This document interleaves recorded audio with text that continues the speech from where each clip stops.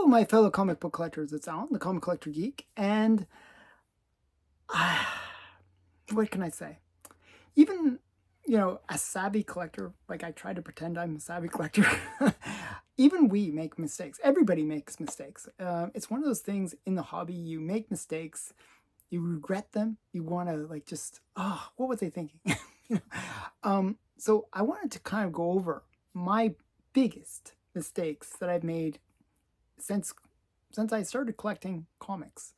Um, and these are, I think, mistakes that most people can relate to. And they're ones that I figure if I, tell my mistakes, maybe you can avoid these mistakes as well, but it's hard to avoid some of them. You'll see what I mean. But these are the three biggest ones. The first one is something that when I first got really into collecting, was sort of during the 90s. And this mistake is buying the wrong books. And during the 90s, I was buying the wrong books. At first, I have to say. I was buying books that were hot. They were the hot books. Like, everybody was buying them. They were the coolest books. I was buying Spawn 1. I was buying The Death of Superman. I was buying whatever key book there was at the time. And I was buying even series. There was like so many new number ones that were coming out. I was buying all those number ones and thinking that they're going to go up to crazy prices. And I wasn't buying necessarily, I was buying books that I actually liked. I enjoyed them for the most part, to tell you the truth. But I wasn't buying savvily. I wasn't buying with sort of bit of foresight into what the future might hold for those books. And what happened was I ended up switching my my collecting habits to buy books that I liked more, and to buying books that nobody else was buying and that were really undervalued. That's when I started collecting Warren magazines. Warren was, by that point, this is like early 90s.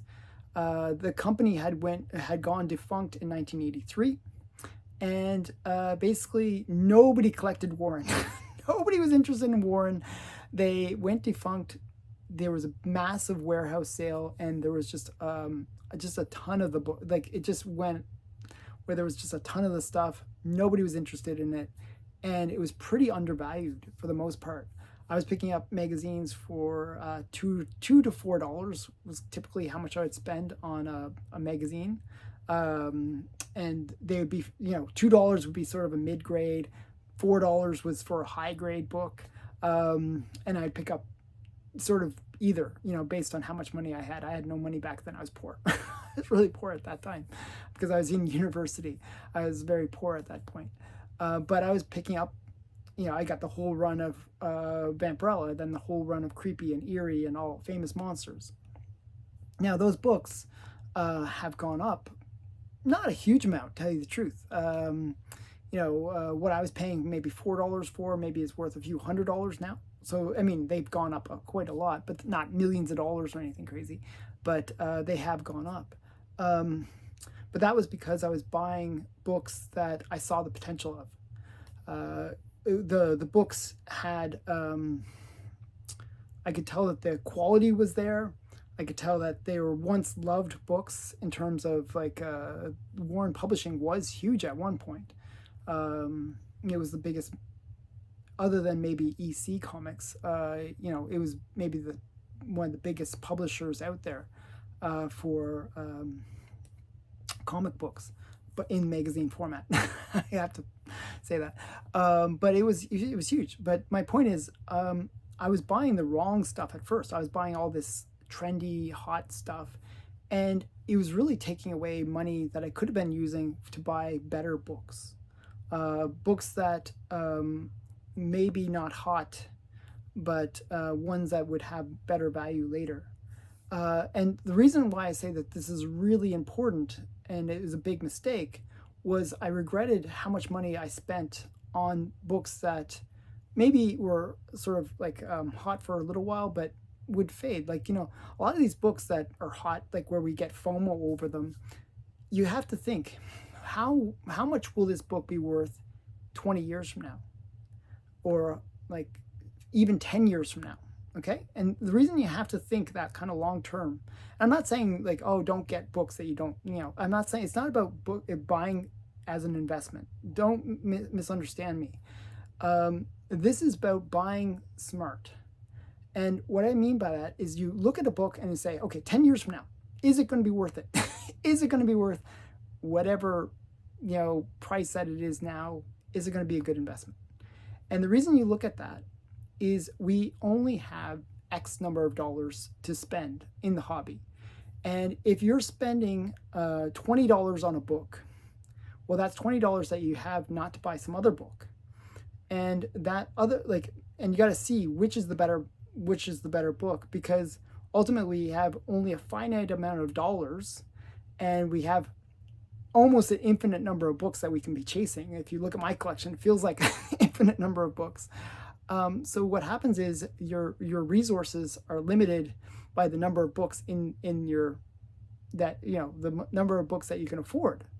So if you're overpaying for books based on thinking that they're hot or there's FOMO or whatever, and they could be cheaper later, you could still want to get that book, but you could wait maybe 10 years later and it's still the same price. And inflation and all this kind of stuff has caught up, where that book is really affordable, So whereas the other one that you could have bought with that same dollars has gone up X, Y, Z in terms of price, it's gone up crazy amount, and you missed out on an opportunity to get it at all. Or now you have to get it at a lower grade. So my point is, we only have a finite amount of money, and it's not looking at it as a pure investment thing, but as a collector. If you really want to get all the books, well, you want to make sure you allocate your money correctly so that you can get the most books, get all the books, like Pokemon or something, like, got to get them all. It feels like that. But my point is, sometimes that's what I regret, where I buy the wrong book. I put in so much money into one book thinking that it's a good place to put my money. And then I realized I could have gotten like 3 other books or other books that were less expensive. And now going after those same books, it's just that much harder to get them all. Or maybe I can only get 1 out of the 3 because they've gone up so much. Whereas if I had and the one that I bought didn't go anywhere, So you got to look long term when you're buying in the short term. It's weird how that works. So always think, is this book going to be worth 20, 30,000, whatever? Is it going to be worth more in the future compared to this other book or other books that you could be buying? So something to consider. Don't let FOMO and what's the hot thing of the week confuse you. Always think long term. So overspending, and that is the next one that I want to talk about. So don't buy the wrong books. And the next thing is overspending. This is kind of similar to the first one, because as I said, we only have a finite amount of money. So this second thing is overspending. I have a tendency of overspending. And so what ends up happening is, I buy a whole bunch of books. I get all excited, buy a bunch of books.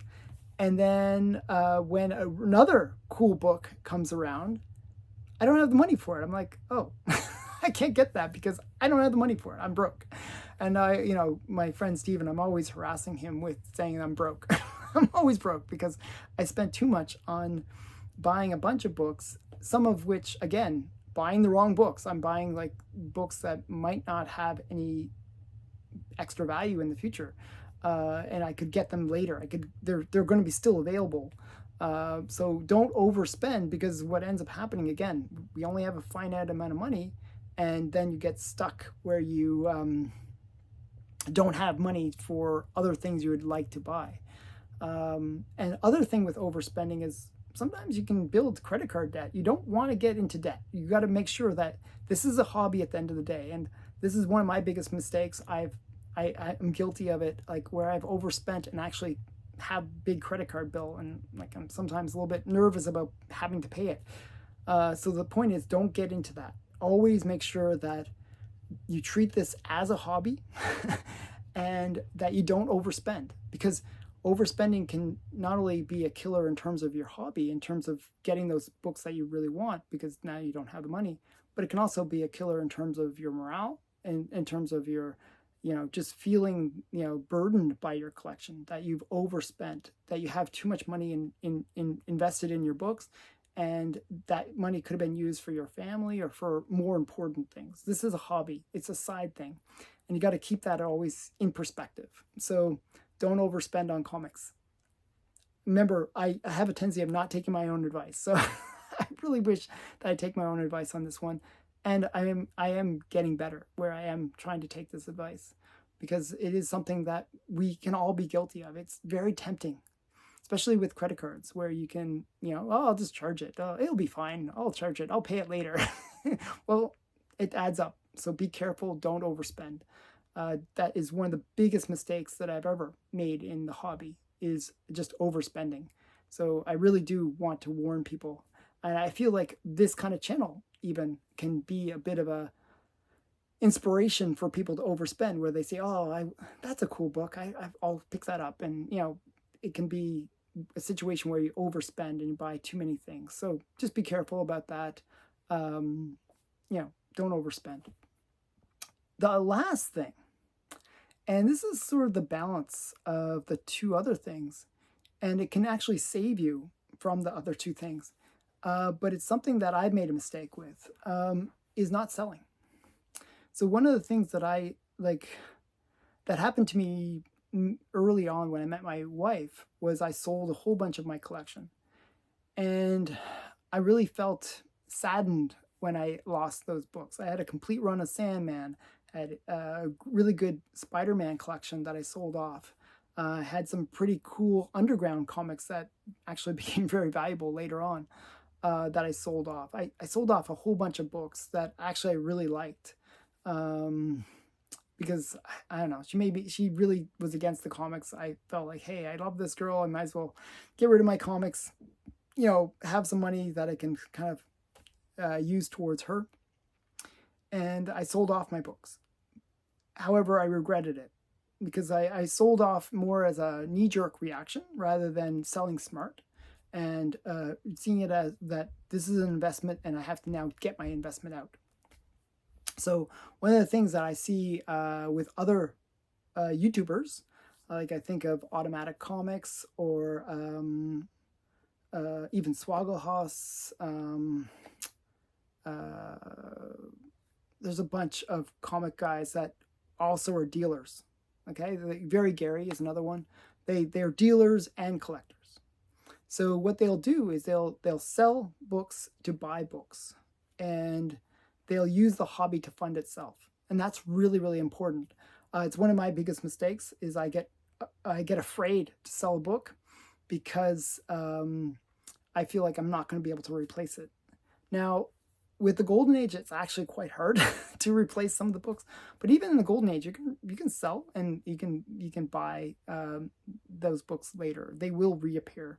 You just have to know when to sell. That's the big trick. Right now is not necessarily the best time to be selling. The market is a little soft, but you have to sometimes sell. And there's a few advantages to selling your books. One is it gives you money that you can use for other books. The other advantage of selling is that it really does give you an appreciation of the book, because you do have that almost like that like that missing of the book. And it makes you appreciate the books that you have in your collection. So sometimes you'll end up maybe buying that book back and maybe getting it at a higher grade. Sometimes what you can do is buy another copy of the book and then sell your undergrade, under your under copy. So there's ways of making it where you can still maintain the book and actually raise money to buy other books. So my point is, that's one of my mistakes, is like I never felt that comfortable selling my comics. And had I been better at selling, I think I would have done better in terms of the books that you can buy. Ryan, I have to give him huge credit for this, because Ryan at Automatic Comics, he sells a lot. And because of that, he can use that funds to buy bigger and cooler books. And when you kind of curate your collection to get the coolest books, you can do quite well. So sometimes we got to get over that fear of selling. It's something I still I don't know if I'll be taking my own advice on this one, but it is something that definitely is an important part of the hobby that we have to sell in order to to fund the hobby. And that's the real big idea that all of these have to do with buying in a way that you buy the right books so that you're not overly spending on books that aren't going to go up in value or that you could get cheaper later. Uh, and then overspending, so don't overspend, so you have money available when you want to buy books, or that you don't make the hobby a burden. And the idea is also learn to when to sell and how to use that money to further fund the hobby. So those are the three my three biggest mistakes that I made.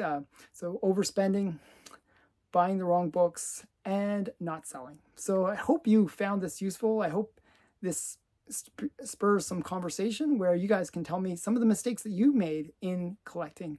I'd love to hear them. Put it in the comments below. Bye for now.